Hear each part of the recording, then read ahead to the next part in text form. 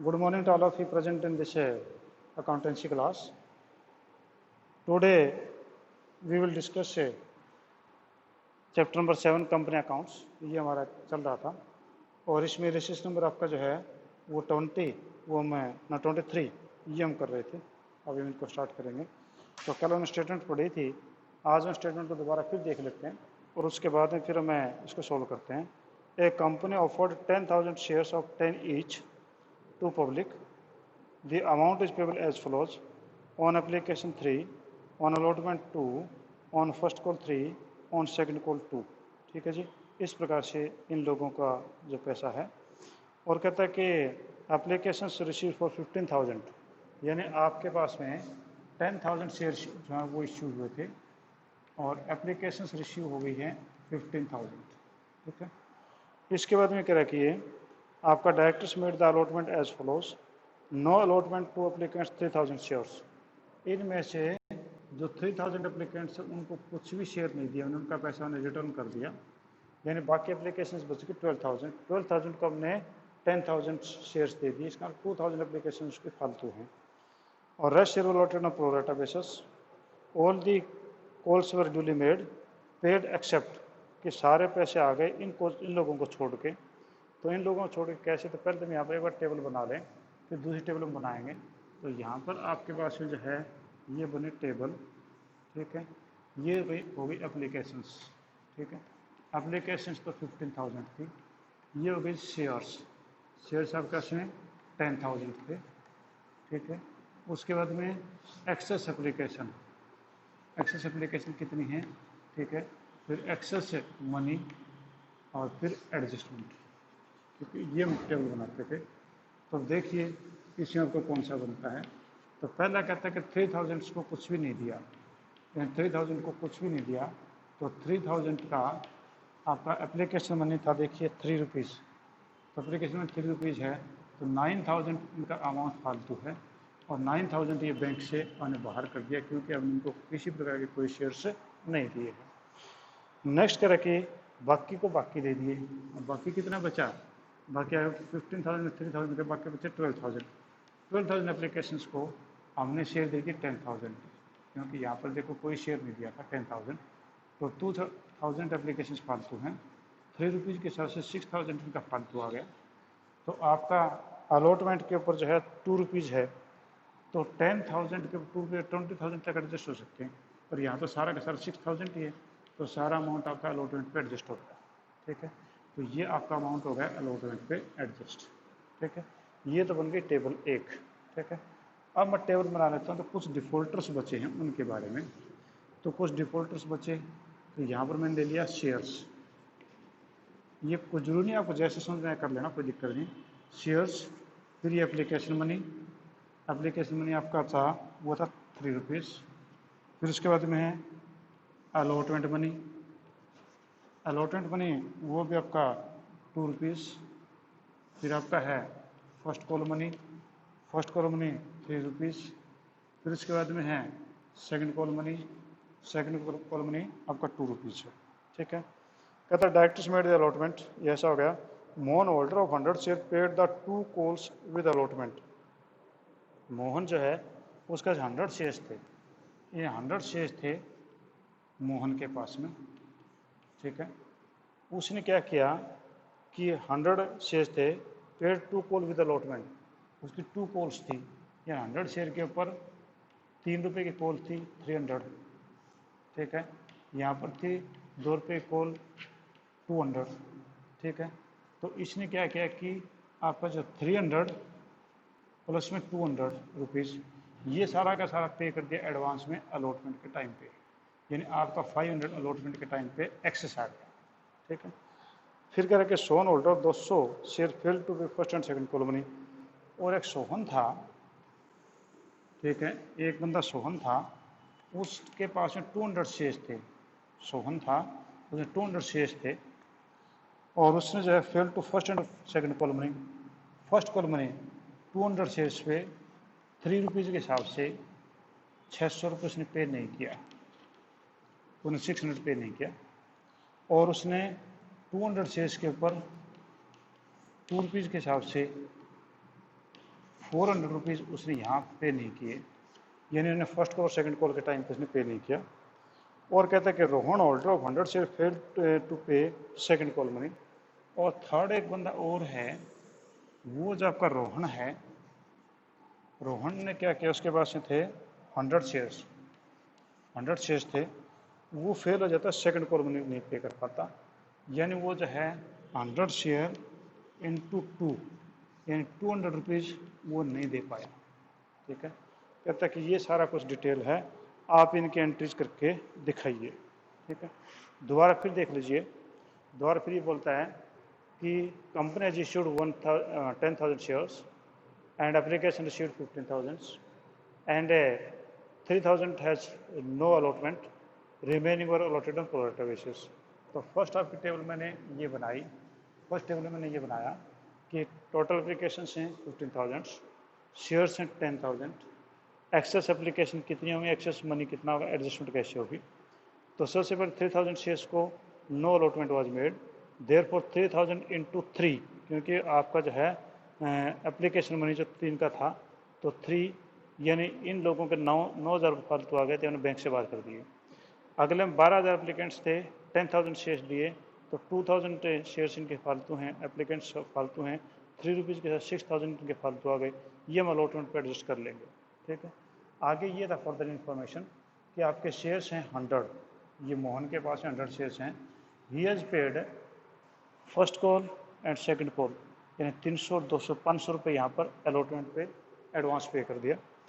फिर सोहन जिसके पास में 200 शेयर थे, उसने 200 शेयरों पे 3 रुपये हिसाब से फर्स्ट कॉल और 2 रुपये से सेकंड कॉल, इन 600 और 400 हज़ार रुपये नहीं दिए फर्स्ट और सेकंड कॉल पे, और 100 शेयरों पे इसने जो है सेकंड कॉल पे नहीं किए। तो ये आपके पास में टोटल डिटेल थी।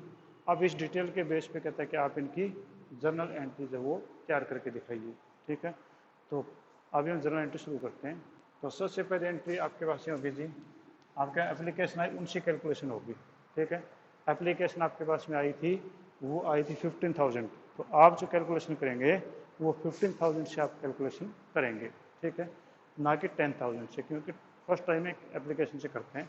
तो आपके पास में एंट्री होगी बैंक अकाउंट डेबिट, वो आपके 15,000 इंटू 3, ये हो गया 45,000। ठीक है जी, और 2 शेयर एप्लीकेशन, ये हो गया 45,000, 3 रुपये था। ठीक है, और शेयर एप्लीकेशन से पैसे निकालो, तो ये हो गया शेयर एप्लीकेशन है अकाउंट डेबिट, वो 45,000, कहाँ का एडजस्ट करेंगे, 2 शेयर कैपिटल, शेयर कैपिटल तो 10,000 शेयर्स हैं और 3 रुपीज़ के हिसाब से थी। अब ये देखो फर्स्ट कॉल जो है ये आपकी एप्लीकेशन में जो 3 की थी। ठीक है, तो आपका 10 इंटू 3 30,000 तो एडजस्ट हो गई जी कैपिटल में। फिर उसके बाद में 2 शेयर अलॉटमेंट, अलॉटमेंट पे देखो हमने ये पैसा एडजस्ट कर दिया था 6,000, क्योंकि इनका 6,000 फालतू आया था, तो ये एडजस्ट हो गया जी 6,000। ठीक है, 30 और 36 अभी 45 हैं, तो बाकी उन्होंने कर दिया 2 बैंक, बैंक से उन्होंने कर दिया 2 बैंक अकाउंट, वो होगा 9,000। ठीक है, ये देखो आपका बैंक अकाउंट से 9,000 ये हमने किया था। ठीक है, अब इन तीनों को जोड़ो, 30 प्लस 6 36 और 9 45। ठीक है, तो इसका लिए कि आपकी ये एंट्री करेक्ट है। ठीक है, तो सेकंड, थर्ड में आ जाओ जी। थर्ड में शेयर है अलॉटमेंट अकाउंट डेबिट, अलॉटमेंट में आप 10,000 शेयर्स हैं उस पर कैलकुलेशन करोगे ना कि 15 पे, और 2 रुपीज़ के हिसाब से है। आप देख लीजिए म्यूचुअल टेबल में 2 रुपीज़ है, तो 2 रुपीज़ के हिसाब से 20,000 हो गया। ठीक है, तो ये हो गया share allotment account debit 10,000 into 2 20, और 2 शेयर कैपिटल, 2 शेयर कैपिटल, ये हो गया जी 20,000।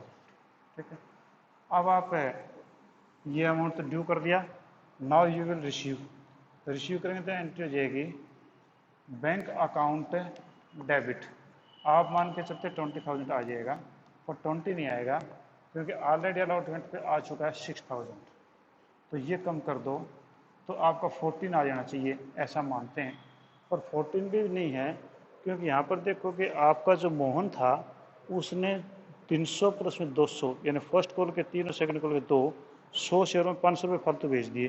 तो यहाँ पर हो जाएगा प्लस में 500, तो ये हो गया 14,500 इनके पास में आ गया। समझ पाए बात को। हमने यहाँ पर जो अलॉटमेंट को किया था, अलॉटमेंट है 10,000 इंटू 2 20,000, 2 शेयर कैपिटल 20,000। बैंक में पैसा आएगा तो हम मान के चलते 20 आ जाए क्योंकि मैंने 20 ड्यू किया था, पर यहाँ पर 6,000 आपके already you receive in application money, तो 6,000 लेस कर तो 14 हो गया। तो आप मान के चलते 14 आ गया होगा।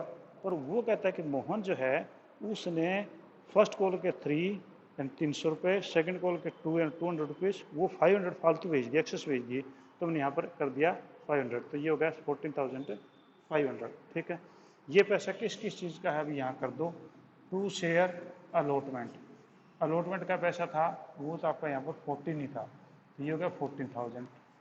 बाकी पैसा किस चीज़ का है, to call in advance, to call in advance, ये आपका एडवांस कॉल हो गई 500 रुपीज़ की।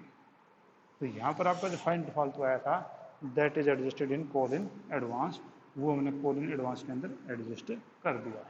ठीक है जी, दोबारा फिर एंट्री देख लो। आपके पास में मान के चलते थे कि पैसा ये 20,000 आ जाना चाहिए, और 20 में 6 ये चला गया तो 14 आ जाना चाहिए, और 500 वो फालतू आ गया तो 14,500 आ गया। यानी ये तो क्लियर है कि हमारा पैसा ये बैंक में 14,500 कैसे आया। पर अब यहाँ पर हम एक्सप्लेनेशन देंगे। 2 शेयर अलॉटमेंट, ये शेयर अलॉटमेंट का पैसा था 14,000 क्योंकि 20 माइनस 6 14। बाकी पैसा कॉल इन एडवांस, ये आपका 500 जो है वो कॉल इन एडवांस आ गया फर्स्ट कॉल और सेकंड कॉल। ठीक है, अब आप कर लीजिए नेक्स्ट कॉल मांगिए फिफ्थ एंट्री में फर्स्ट कॉल की। तो शेयर है first call account debit, share first call account debit, वो आपके पास में 10,000 इंटू 3 है। ध्यान से देखो उधर आपका जो है थर्ड में फर्स्ट कॉल के ऊपर लिखा 3, तो ये हो जाएगा 30,000, और फर्स्ट कॉल ये हो गया 30,000। और to share capital, share capital में आपके पास होगा जी 30,000। ठीक है, तो ये आपने यहाँ पे लिख दिया 30,000। आपने फर्स्ट कॉल ड्यू कर दी, तो share first call account debit 10,000 into 3 30,000, to share capital 30,000। अब आपके पास है पैसा आएगा, ड्यू हो चुका तो पैसा आएगा, तो पैसा आएगा तो आपकी एंट्री होगी bank account debit, bank account debit. आप मान के चलते 30 आ जाएगा क्योंकि 30 आपने ड्यू कर दिया, आप मान के चलते 30 आ जाएगा, पर 30 नहीं आएगा। क्यों नहीं आएगा, क्योंकि यहाँ देखें 300 तो एडवांस आ चुके थे और 600 ने पे नहीं किए, तो 600 और 500 1100 कम हो गए, क्योंकि इन लोगों ने तो पैसा, मोहन ने तो पैसा एडवांस दे दिया, तो वो तो देगा ही नहीं पैसा। और ये जो भाई था सोहन, इसने अब क्या डिफ़ॉल्ट कर दिया 3 रुपीज़ का, तो 600 रुपये ये नहीं देगा, तो 600 500 1100 रुपये नहीं आएंगे। तो अगर इसमें से 1100 रुपये में घटा दें, 1100 घटा दें, तो कितना बचेगा, ये बचेगा 28,900 बचेगा, शायद मैं जहाँ तक करेक्ट हूँ, तो 28,900 बचेगा। ठीक है, अब यहाँ से ये पैसा तो 300, तो वो जो पैसा है ये वाला 300 ये आ तो चुका है, पर ये पड़ा कॉल इन एडवांस में, तो इसको ये क्रेडिट या डेबिट कर दो, तो ये हो जाएगा call in advance. Call in advance आपने डेबिट कर दिया, और वो आपके कॉल इन एडवांस आपके पास में जी 300। ठीक है, यानी कॉल इन एडवांस 300 आपने डेबिट कर दिया। इसके बाद में आप देखें बुक में चाहे कुछ भी लिखा, मैं बोल रहा हूँ वैसे करते जाना। यहाँ पर इस भाई का जो सोहन का जो है ये 600 रुपये कॉल इन एरियर रह गया, तो मैंने यहाँ पर लिख दिया call in arrear. Call in arrear आपका 600 रुपये रह गया, 600 था ना, शायद मैंने गलती कर दी थी। ये आपका जो है ये 500 कम नहीं होगा, यहाँ पर आपका जो है ये 300 कम आना चाहिए था, तो 300 कम आना चाहिए, तो ये 600 300 900 या 29,800 आना चाहिए, 29,100 आना चाहिए था, क्योंकि ये जो है आपका मैंने 1100 कर दिया, गलत था, क्योंकि यहाँ पर इसके 300 ही होंगे, इसने 300 यहाँ पे किए, टोटल 500 पे किए, 300 तो ये इसके एडवांस आए, तो 600 ये आए नहीं, तो 600 300 900, यानी यहाँ पर जो है 29,900 होना चाहिए।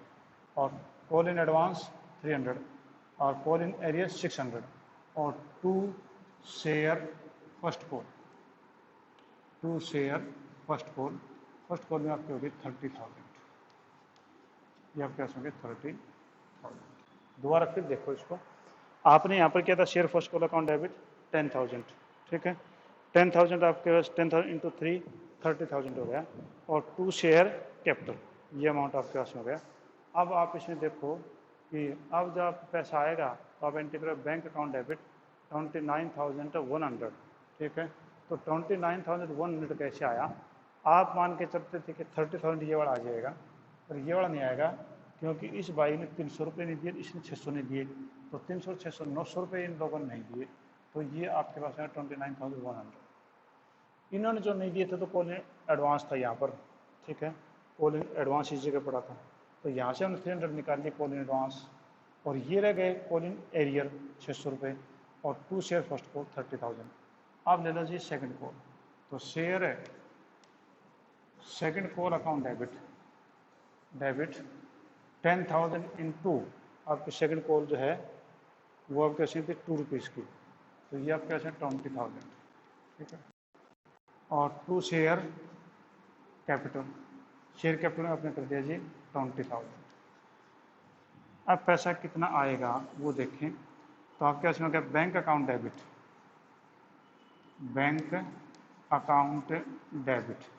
बैंक में आप मान के चलते 20,000 आ जाना चाहिए, पर 20,000 नहीं आएगा, क्योंकि 200 तो ये नहीं आए थे, 400 ये नहीं आए, तो 2 और 4 600, और 200 ये भी गड़बड़ होगी, तो कितने हो गए 800 हो गए, 800 नहीं आएंगे, 800 नहीं आएंगे तो कितने हो जाएंगे, 20,000 में से 800 घटा लो, तो ये आपके पास में जाएंगे 19,200, 29,200, ठीक है। अब यहाँ से जो है ये 200 तो आपके कॉल इन एडवांस में पड़े थे, इस 500 में पड़े थे, तो यहाँ से निकाल लो कॉल इन एडवांस से आप निकाल लीजिए 200, ठीक है, बाकी रह गया कॉल इन एरियर कितना रह गया, ये भी कॉल इन एरियर 400, ये भी कॉल इन एरियर 200, तो टोटल रह गया 600 रुपये, ठीक है। तो अब टोटल देखो इनका तीनों का डेबिट है, तो ये आपके 20 हो गए, तो टू शेयर सेकंड कॉल, और वो जाएगा 20,000, ठीक है। ये आपके पास एक क्वेश्चन बनेगा। हाँ जी, कोई प्रॉब्लम है तो पूछिए, एनी प्रॉब्लम, किसी को प्रॉब्लम नहीं है?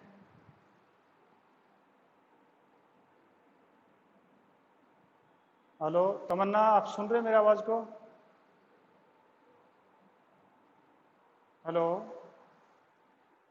आवाज सुन पा रहे हैं आप मेरी? कभी ऐसा तो नहीं कि मेरी आवाज ना आ रही हो, आप लोग रिस्पॉन्स दे रहे हो, मेरे को सुन ना रहा हो। हाँ, कुछ क्वेश्चन पूछना आपने? क्वेश्चन कोई? विशाखा, कंचन, सिमरन, दोनों के दोनों, साक्षी, कोई क्वेश्चन पूछना हो? नो क्वेश्चन, ठीक है जी, फिर हमें नेक्स्ट पे चलते हैं। तो नेक्स्ट जो है हमारे पास में जो क्वेश्चन आता है नेक्स्ट है, वो आपके पास में पेज नंबर नेक्स्ट पे है, वो आपके पास में है 7.44 पे।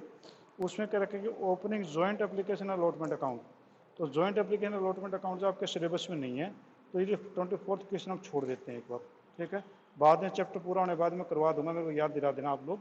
तो वैसे तो आपके सिलेबस में नहीं है, फिर भी मैं आपके लिए बाद में करवा दूंगा ये, तो अभी जिसको छोड़ दो, उसके बाद आप आ जाओ पेज नंबर 7.46, इस पर आप आ जाइए, ठीक है। और नेक्स्ट हमारे पास टॉपिक है four feature of shares. Four feature of shares का मतलब क्या है, इस बात को समझो पहले तो। फोर फीचर ऑफ शेयर का मतलब होता है, फोर फीचर होता है जब्त कर लेना, फोर फीचर का मतलब होता है जब्त कर लेना, कि जिस प्रकार से मान लो कि आप लोगों ने एडमिशन लिया स्कूल में, एडमिशन लेने के बाद में आपने एडमिशन फीस वगैरह वगैरह सब जमा करवा दी, और सब जमा करवाने के बाद में आपने सितंबर तक की फीस जमा करवा दी, और उसके बाद में अक्टूबर नवंबर दिसंबर जनवरी फरवरी की फ़ीस जमा नहीं करवाई, और स्कूल ने आपके पास में फ़ोन किया कि जी पैसे जमा करवाओ फीस के, आपने फिर भी जमा नहीं करवाए, तो स्कूल बोलता है जी आपका नाम काट देंगे। आपने कहा जी कोई बात नहीं, नाम काट दो, कौन सी हमारी गर्दन काटोगे आप, नाम ही काटोगे, काट दो। और स्कूल ने आपका नाम काट दिया। आप पेपर में एग्ज़ाम में नहीं अपीयर हो पाए, पेपर में एग्ज़ाम में नहीं बैठ पाए, तो आपका साल खराब हो गया। अब आपने कहा चलो साल की कोई बात नहीं है, ऐसा है जी हमने जो एडमिशन फ़ीस एनुअल चार्जेस सितंबर तक के जो पैसे दिए थे हमारे रिफंड कर दो, क्योंकि आपने पेपर देने नहीं दिए और हम एग्ज़ाम नहीं दे पाए, हमारा साल ख़राब हो गया, तो आप हमारे जो पैसे हमने जमा करवाए थे वो दे दो। तो स्कूल कहेगा नहीं जी वो तो आपके फोरफिट हो गए हैं, वो पैसे तो आपके जब्त हो गए हैं। आप कहेंगे ऐसे कैसे जब्त हो गए, हम स्कूल तो आए नहीं, हम पढ़े ही नहीं, और जितने दिन पढ़े थे वो ठीक है, तो हमारे पैसे वापस करो, वरना तो हम कोर्ट में जाएंगे। अब कोर्ट में ये कहे कि भैया प्रोस्पेक्टस में क्या लिखा था, कि जो पढ़ा ही नहीं मतलब पढ़ लेना चाहिए था, कि प्रोस्पेक्टस में क्लियर लिखा था, स्कूल बता देगा कि ये प्रोस्पेक्टस लाइन में क्लियर लिखा है कि if you will not deposit the fees और if you will not obey the rule and regulation of the school, school can detect your name from the admission register. तो ये इसमें clear लिखा हुआ है। तो कोर्ट कहेगी भैया आपने जो शर्तें थी उनके ऊपर साइन कर रखे हैं पहले ऑलरेडी, तो हम कुछ नहीं कर सकते, आपकी फ़ीस जब्त हो गई, फोरफिट हो गई, हम उसका कुछ भी नहीं कर सकते।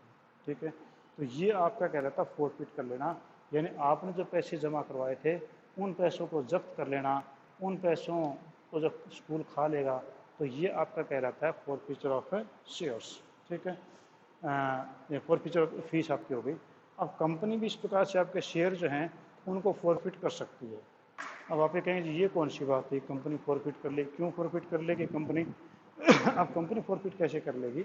मान लो कि आपके कंपनी में जो है 1000 शेयर होल्डर्स थे, उनको जो है 3 2 3 2 ऐसा मांगा गया था पैसा, and 3 on application, 2 on allotment, 3 on first call, 2 on second call, ये मांगा गया था। तो इन लोगों ने ये पैसा पे कर दिया, ये पैसा पे कर दिया। जब फर्स्ट कॉल का मनी आया 3 रुपीज़, ये 3000 पे नहीं किए। फिर आपका सेकंड कॉल मनी आया 2 रुपीज़, 2000, ये भी पे नहीं किए। तो इन लोगों ने टोटल 5000 पे नहीं किए, और इन्होंने 5000 पे कर दिए 10,000 में से। तो इनके जो 5000 है, ये पैसा अमाउंट है, ये पैसा आपका फोरफिट हो जाएगा, यानी ये पैसा कंपनी जब्त कर लेगी। क्यों कर लेगी? ओके, क्यों कर लोगे भाई, हम बाकी पैसा नहीं देते, क्या बात है, वापस कर दो हमारा पैसा। तो कंपनी कहती है कि नहीं, आपने पूरा पैसा अमाउंट पे करना चाहिए। यूँ तो फिर कोई ऐसी कंस्पिरेंसी हो सकती है, ऐसी कोई षड्यंत्र हो सकता है कि काफ़ी सारे लोग मिलकर के कंपनी के शेयर जो ना वो इशू वो सब्सक्राइब कर लें, और बाद में कंपनी को फेल करने के लिए बाकी पैसे ना ही भेजें, ना भेजें तो कंपनी फिर तो फेल हो जाएगी।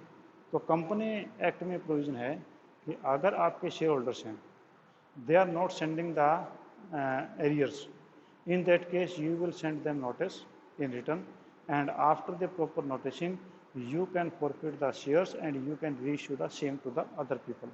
वो शेयर आप दूसरे लोगों को दे देंगे।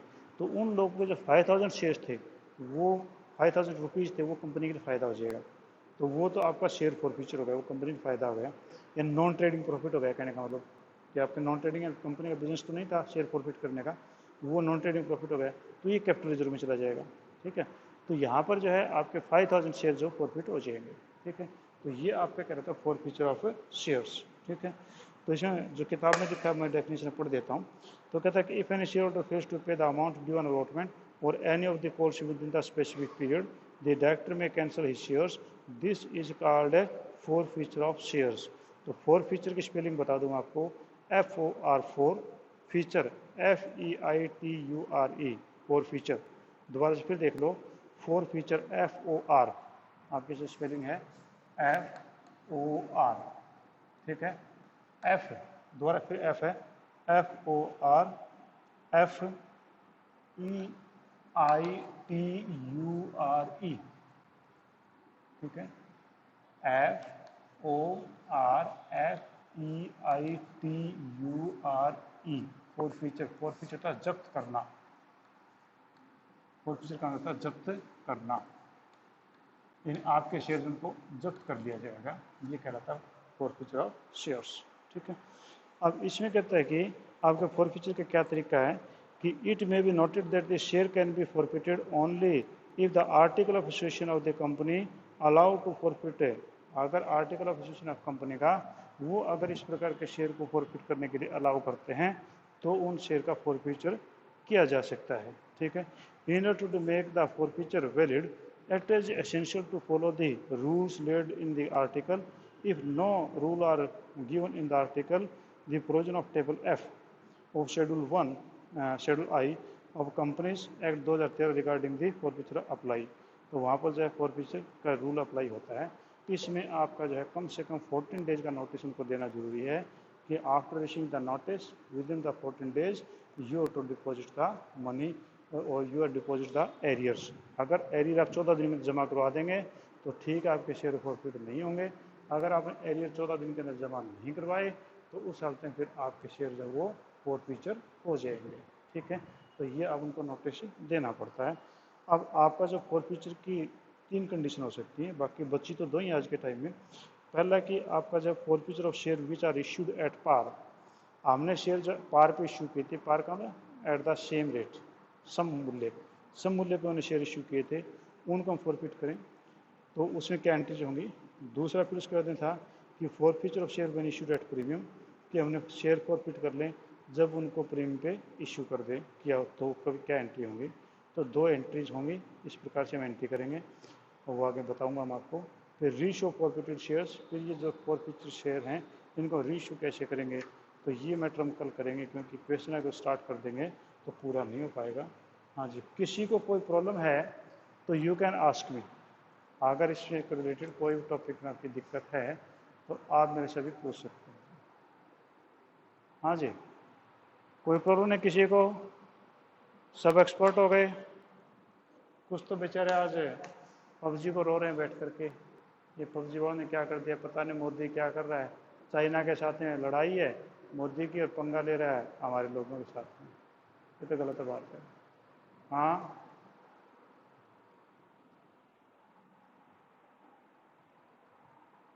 स्क्रीनशॉट क्वेश्चन के किए थे वही क्या, या आपने फीस के किए थे?